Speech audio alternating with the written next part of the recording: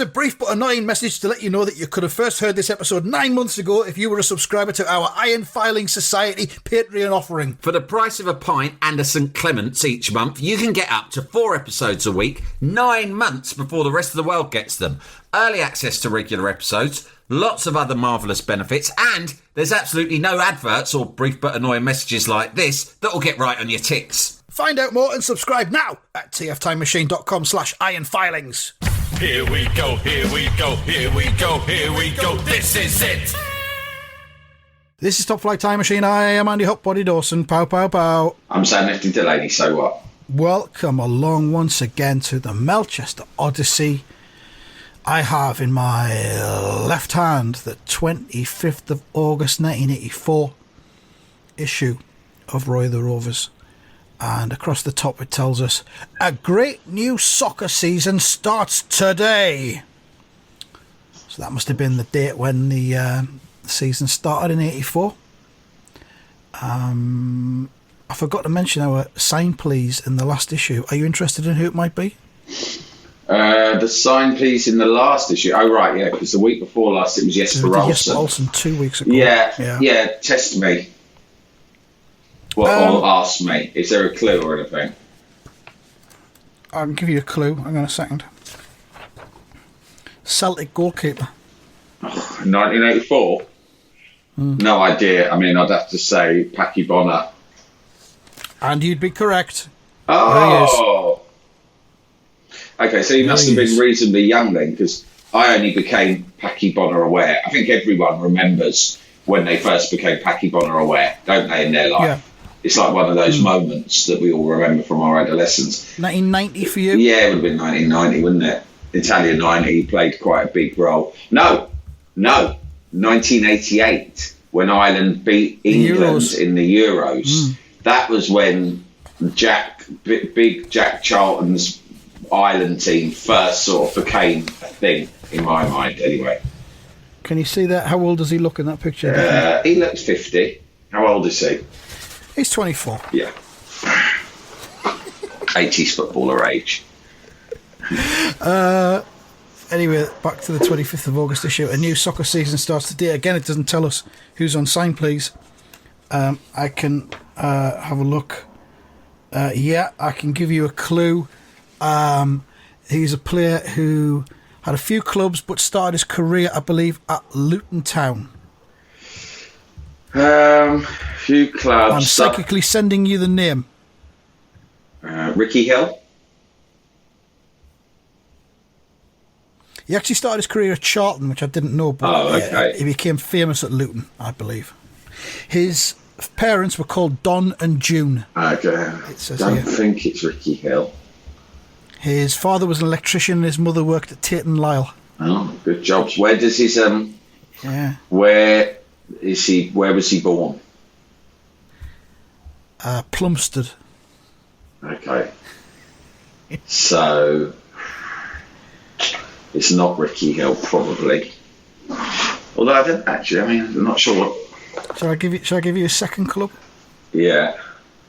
When this was printed in August '84, he just signed for Liverpool. Oh, so I thought you said Luton before. I said he made his name at Luton. He made his name at Luton, and then he went. I know who it is. It's Paul Walsh. What? Very much is Paul Walsh. What a lad! He just won the Euros with the under-21 Euros with England. Right. He was in that team.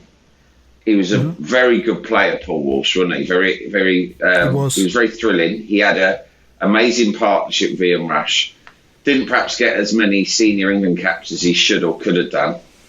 And he got five England caps. Yeah, it's strange because he won the league with Liverpool a couple of times and was like first choice for them up front for a while with Ian Rush.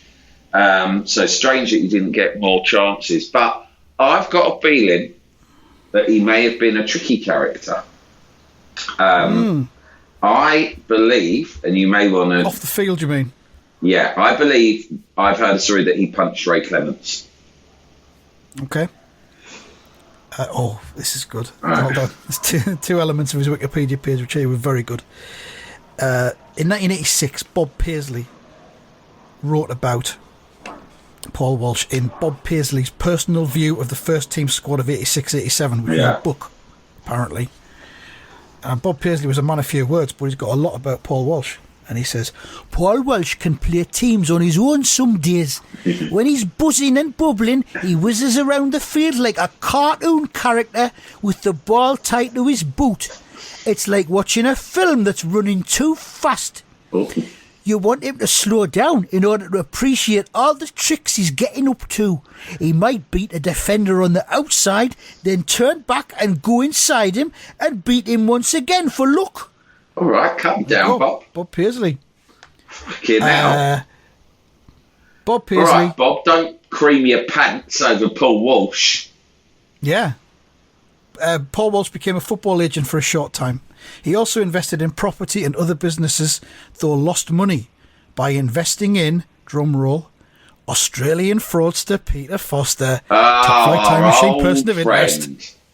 Peter Foster. There he is again. He pops up everywhere. It's like we're never more than half a yard away from a Peter Foster story on this 6 podcast. degrees of Peter Foster. Exactly. That's exactly what it is. Paul Walsh. In December 2007, he led a campaign against speeding fines in Hampshire. I've had enough, as I believe most of the public have, certainly residents of Hampshire, have had enough of these ridiculous speeding fines. We're suddenly being told that a local authority can make us pay money just because we were driving our car too fast. What's the country coming to? Speaking as a free man of the land, I find it impossible to submit to these demands for money. It's extortion, plain and simple. You cannot legislate speed. Speed is not a physical thing. It is a concept. Cannot be measured. A creation of the mind. It cannot be measured. It cannot be shackled. And you cannot find me. All right, anyway, that's Paul Walsh. Let's have a look at what's going on in the pages of Roy the Rovers. Front page, we see fans. Are they arriving or are they leaving? Oh, they're arriving. Melchester Rovers were about to kick off the 1984-85 soccer season, with what many people consider to be the best team in the club's history. They keep saying that. Yeah. That seems as if they're setting us up for a fall, aren't they? Setting us up for more turmoil. But it was the Rovers' latest signing, in inverted commas. Is that a inverted commas type word? They'll put fucking anything in inverted commas. Like it's a legitimate word. Which intrigued the fans as they flocked into Mel Park for the opening Cannon League game against Blackpool. Cannon League. The Cannon League. The first sponsored league. Yeah. Great sponsor, Cannon, weren't they? And there they all are, swarming into the various gates at Melchester FC with their banners and their scarves and their flags. There's some police presence. There's a police horse. Everything looks good. The sun is shining. Spirits are high. Season's about to begin. But at that moment, we see Roy in the Melchester dressing room, and he's doing a team talk. He says, Blackie, I want you to pay special attention to Archie Thompson. He... ... And the door opens. And I don't think he's even knocked. And it's Jeff Boycott, the new chairman. Hi, lads. Just thought I'd pop in and wish you luck. Roy does kind of a double take. His head spins. You can see the lines on the page. His head is spun. And the players all look worried. What is this? What is this intrusion? Fuck off, Jeff! What the fuck do you think you're doing? Bite, you fucking twat. 10 minutes to kick off. Yeah. You know that, Top Light Time Machine person of interest, Todd Bowley, right? Yeah. He's, I heard a couple of funny things about him. One was, like, Tuchel hated him, right, from the moment he arrived, because he was, obviously, the man's insane, right? And Tuchel is like a serious man, a professional man, right? Also insane, but in different ways. He was fresh from his hand wrestle with the equally insane Antonio Conte. So there was a lot of madness flying around, but the likes of Tuchel and Conte, they're insane, but they're insane football men. Todd Bowley is an insane non-football man, right? An insane free man of the land. And he apparently, like, on his second game, Chelsea were like playing, I don't know what the score was at half time, but Tuchel's giving them their half time talk, right? And Bowley just suddenly fucking walks in at half time with a family. He's got some visiting family from the States who are close personal friends, and he's gone, hey, and they've got kids with him going, hey guys, you want to meet the team at half time? And they've gone, sure. He goes, no problem, follow me. And he's just walked into the fucking changing room at half time with his family and encouraged the kids and everyone to go around saying hello to all of the players. Brilliant. So that was the first thing I heard. The other thing I heard, and of course, you know, I don't know whether this is true or not, but it's a strong rumour amongst Chelsea fans, right? Is that Todd Bowley, when he was sort of accounting all this mad money he spent and the financial fair play rules, which he was aware of, he was like, he understood that Chelsea were automatically in the Champions League every year. He was like, so we're a big club, so we're always in the Champions League. And someone had obviously said to him in the negotiation, but I mean, Chelsea are the sort of club who are always in the Champions League, and that brings with it X million pounds a year. So it means you can spend more. And so he's gone, great. And apparently, no one told him until quite late in the season, no, you still have to finish. You have to earn it. You have to finish in the top four. If not, you don't go in. And he can't believe, because, you know, in America, they don't have relegation and they're guaranteed a consistent income. That's why the idea of the Super League came from America, really, because they don't understand how these businesses can run without the predictability of your income. And he's gone, what? And they go, we have to earn it. We have to finish fourth. And he's gone, well, I mean, are we going to finish fourth? And at this stage, they were like 6 0. They said, no, to be honest, it don't look fucking too likely at the moment. So we're 13th, sir. So now it's like he's done a fire sale. You know, he sold Havertz, he sold Koscielny. No, what's his name? The midfielder who they sold to City. They sold Loftus-Cheek. They sold They've sold their entire midfield, basically. And it's Loftus-Cheek is like the Ravens in the Tower of London. Yeah, exactly. He never thought he'd go on Chelsea's books forever. Even if he goes out on loan every season, and he's just always there. And like a raven, he can speak. Yes. So the similarities don't end. But he only realised this summer that meant they weren't getting the Champions League money, which meant they had to sell all of these players to balance the books for financial fair play. That is Todd Bowley. That is the state of football today. Yeah. And by the way, this is nothing against Chelsea. I feel bad for Chelsea fans. You know, I mean, the small number of them who are proper fans who've been there forever, they're like loyal fans, and that some fuckers just walked in who doesn't got a fucking clue, bought their club and started using it as a daft plaything. Yeah, it's a real shame after the last 20 years they've had. But of course, if you're not sure about that Ruben Loftus-Cheek thing and his ability to speak, there's a simple rhyme. His name is Ruben Loftus-Cheek. He has the ability to speak. That's how you remember it. Like a raven in the tower, Loftus rather likes a shower.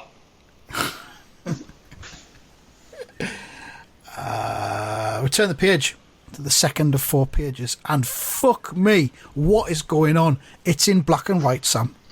Must be a print sale. Print strike. Got it on page 2 and page 3 this week for the double pages, and they're normally somewhere in the middle, black and white. It's like going back to the 1960s. I've never seen Roy the Rovers in black and white before. Maybe they were doing it. I remember this is the time when BBC Two used to show a lot of Harold Lloyd shorts. Lovely. I used to like watching them quite a bit, so maybe black and white was fashionable in '84. Harold Lloyd. Maybe they did it because of that. Harold Lloyd.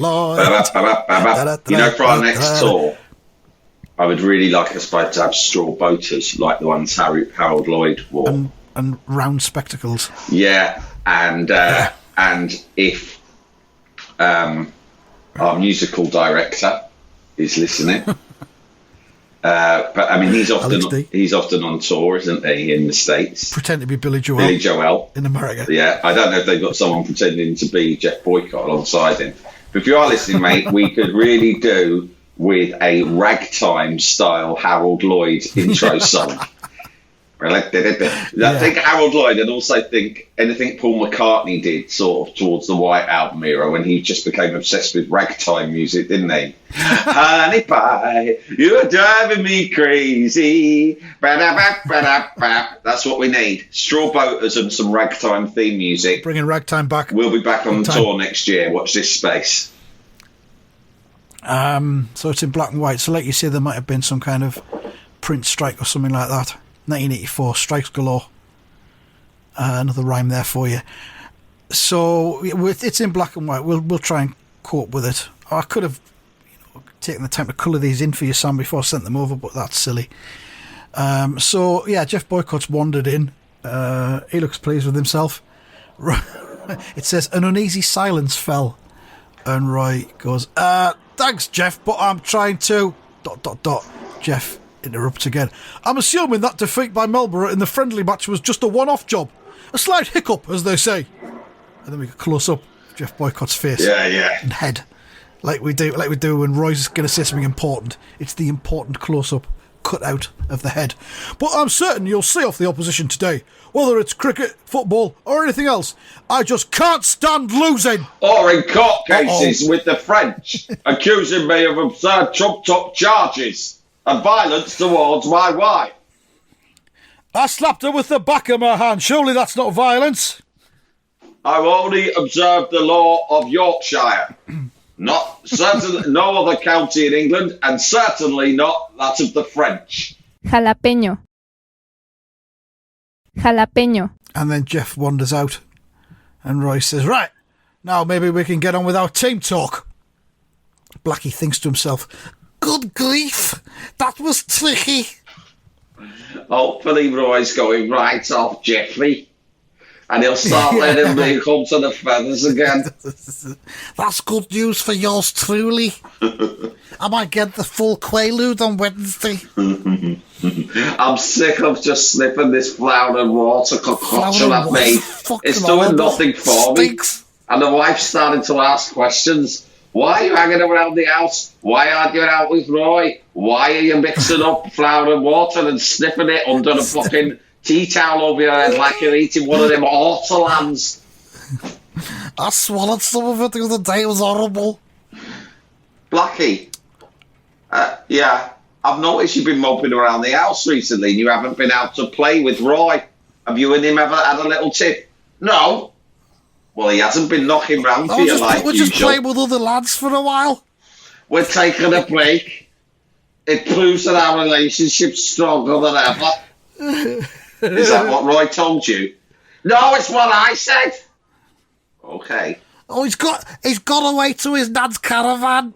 I just saw him down the shops. "No, he can't. That must be someone else." It was probably not Richards. He looks just like him.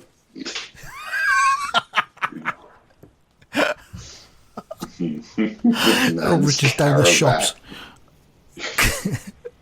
Moments later, as the Rovers ran out, and I can't even make out who these players are that are talking because they're so fucking badly drawn in black and white, but the team as they're going out are having a little conversation. It might be Noel Baxter who says, "No one ever interrupts Roy's team talk, not even the chairman of the board." Another one says, "Well, Jeff Boycott did." Another one says, "And I don't think Racy was very pleased about it." Next frame's superb. I'm not sure who this might be Noel Baxter. He says, "You're right, he wasn't." And Roy has just wellied the fucking ball straight past Charlie Carter, almost took his head off from about 5 yards out. Look at his face. Utter determination and anger. Charlie says, "Hey up, Roy, save some of that for Blackport." Blackport fans were already in good voice. "Hey Roy, shouldn't your lot be wearing cricket boots and pads?"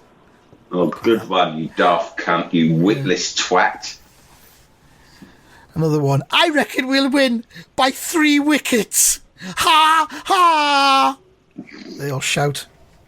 I mean, fucking hell, Jeff Boycott, for all of his faults, was one of the most legendary names in cricket during the 70s and 80s.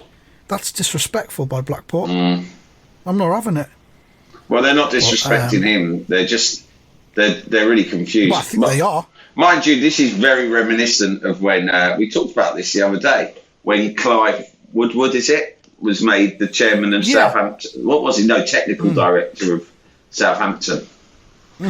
Sort of similar vibes, isn't it? There's no real place for anyone. I don't believe in cross-sport fertilisation. That said, if, say, Jeff Capes was made technical director of West Ham, that's something I would welcome. You'd embrace that. I'd of course, embrace anybody that. would. Yeah. Ha ha! They shout. Jimmy Slade reacted angrily to the taunts. Come on, Melchester. Let's show old Jeff that we don't like losing either. Right, let's go for it, shouts Neville Jones. And what could possibly go wrong? I think nothing. Soon after the kick-off, Jimmy Slade's getting right stuck in. Shouts the Blackport player. It's just but with a G on the end. We're going to say that Blackport player as well. He looks like he's stumbling about like fucking Quasimodo. He looks older than Packy Bonner. Yeah. The ref didn't like that, shouts a Melchester fan as the ref blows his whistle. The ref has a word with Jimmy Slade, quite rightly. Let's cut it out. Right now, Jimmy. One more tackle like that and you'll be going in my book. Sorry, ref, says Jimmy Slade. The free kick, exclamation mark. For some weird reason, it says there. And the free kick comes in from Blackport. It could be, I can't even see which team's which. This is a fiasco. This black and white nonsense. Fan shouts, far post! Blackport are looking for Archie Thompson. Now let's remember, we've heard from Archie Thompson already, haven't we? Have we? Blackie was detailed to keep an eye on him. Oh, yeah. Just as Jeff Boycott wandered in, booted the door of the dressing room open. Aye, cunts. Still playing football, are you, like a bunch of women? I'll come to tell you how to do it. All sports are the same, you see, and I'm the best at mine. Archie Thompson was the league's second highest goal scorer the previous season.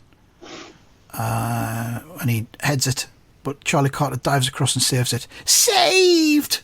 That was almost Thompson's first goal of this season, one of the fans says, responding to the description in the corner of the panel.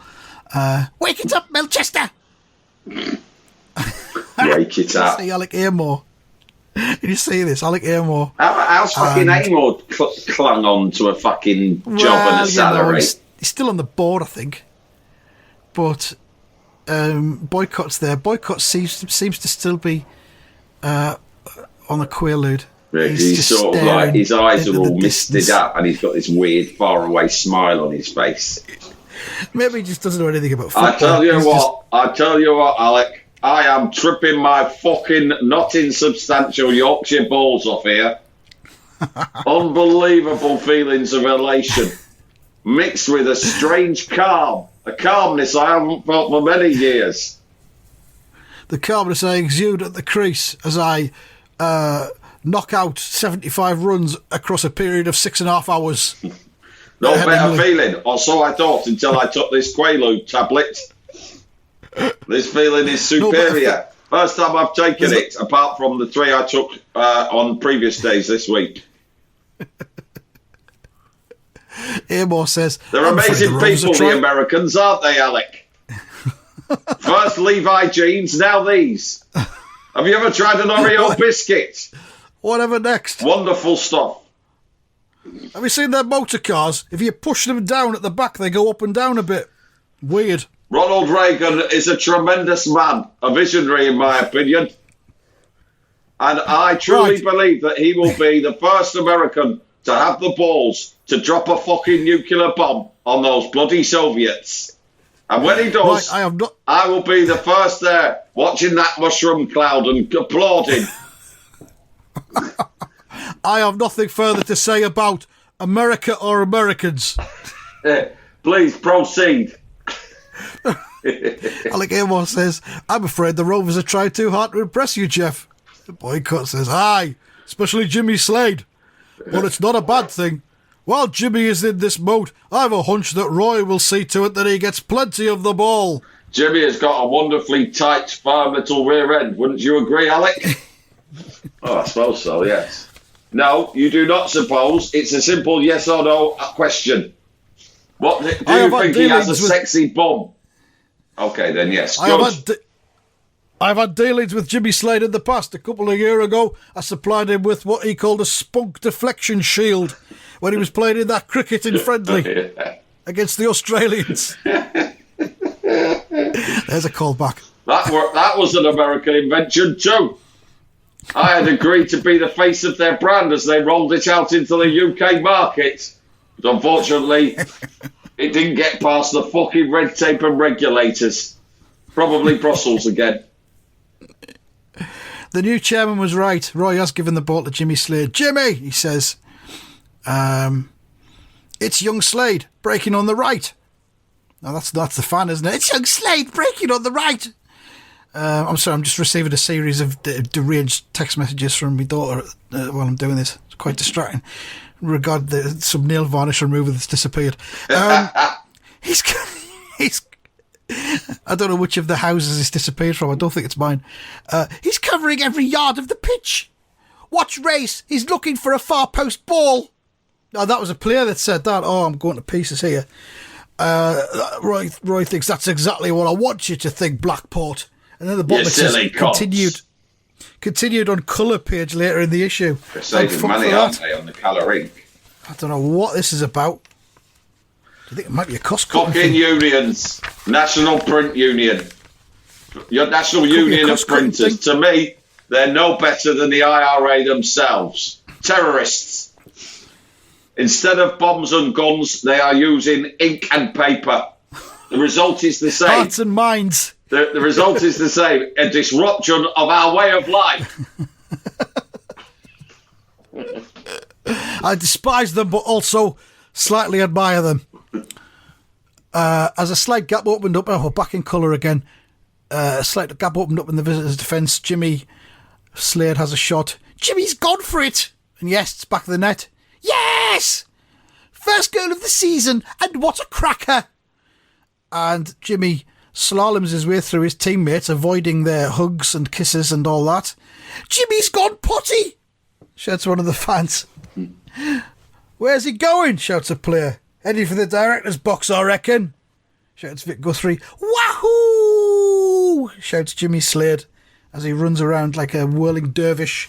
And indeed he has. He's punching the air, pointing in the direction of the executive box, the director's box. And he shouts, "What about that then, Mr. Chairman? You're about to find out that you just joined a bunch of winners! Hooray!" Shout all the fans. Hooray. Fucking Jimmy Slade arse-licking the new chairman. Dear one. Alec Amor, one of the senior directors, it says, was horrified. "Sorry about that, Jeff. I'll have a word with young Slade at half-time." Boycott has now broken out into a grin as his Quaalude High enters its fourth hour, or perhaps he's mixed it with something else that's bringing him back up. Don't know. He says, "Don't you dare! If my presence inspires Jimmy to score goals like that, we could be in for an eventful season." Yeah. So Jimmy Slade has lost his mind because Jeff Boycott is now the chairman of Melchester Rovers. Because in the next panel, he shouts, "Mine!" And he runs in towards one of the opposition. I think he might be on something. Not Quaaludes. I think he might have done. I don't know whether he's been on the old iron filings or something like that. But maybe. Look at the way he's running. He's like a maniac. Yeah. Well, in that last panel at the end, he's running like he's got the same stance as a speed skater has. Yeah, that's it. I was trying to think where I'd seen that stance before. He's fucking gone bananas. What can I say? I fucking love football and I love Jeff Boycott and I can't get enough of scoring fucking goals. Everyone get out of my fucking way. It's me, Jimmy Speed Skater. You know, I could have been a ski skater. Speed skater, isn't it? How do you say it, right? Is it speed skater or speed skater or skate speeder? Right? I could have been that in the Olympics. My PE teacher, Mr. Hunt, told me that, but I chose football instead, right? Do you know why, right? It's because I wanted to play with you, right? Jimmy, I'm going to have to punch you in the face now, right? I don't want you to take it personally, but I've seen this before. You've gone into what's known as an on-field frenzy. Have you been sniffing the gay drug poppers? Yeah, I had a couple of toots of it in the dressing room. I'm going to have to lie down on you now, Jimmy, and smother you until you reduce your breathing limits. There is only one way to reverse the effects of poppers on the mind and arsehole, and that is to punch it out of the victim. And that is what I'm about to do to you, Jimmy. Do you understand? You'll have to bleed yes, that's out. fine, Rob. Punch me as much as you want. I feel so alive. I feel I can take anything. So he's running like a speed skater, and the fan shouts, "Slade's going in hard! Too hard! The ref won't let him off this time!" And there's an interesting pitch side advertising banner there. Dawson's something. Interesting. I don't know what they sell. Maybe we'll find out next week. So Jimmy Slade is about to fucking commit an act of violence, it looks like. We'll find out what happens. It says next week, and it's some speech marks. Jeff Boycott wants results, but not at the cost of being sent off. Which is a bit of a clue of what's going to happen, I think, really. Jimmy Slade's going to get in a lot of trouble. Marks out of 10 for that one, Sam. 10. I'll give it 10 as well. I'm enjoying the Jeff Boycott era immensely. I think the Boycott let's hope he sticks around longer than Alf Ramsey did. The Boycott is an absolute genius introduction and a gift from the content gods. Yeah, with that old six-a-side tournament that's been depressing us so much is very much forgotten now. Yeah. Okay, that's it from that one. We'll be back with more next time. Thank you very much and goodbye. Goodbye.